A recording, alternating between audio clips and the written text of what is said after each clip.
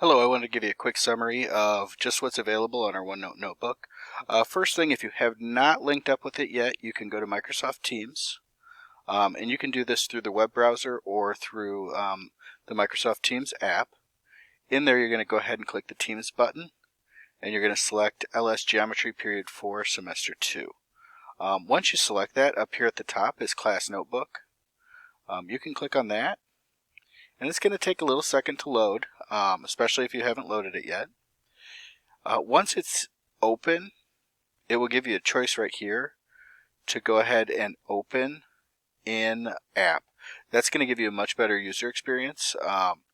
And once you're in there, you can go ahead and go to Content Library.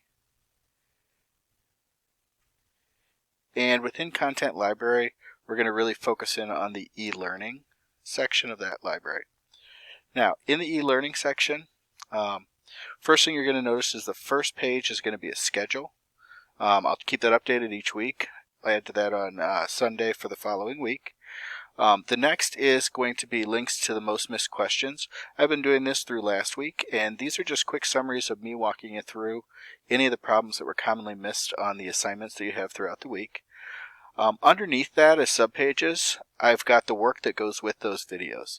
So for each one of those, there's going to be a problem, and you'll have a work-through solution on it, so you can see what you missed.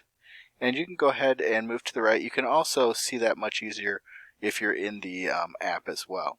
Then down here at the bottom is where I have the work for the video conference that we had on 3/20.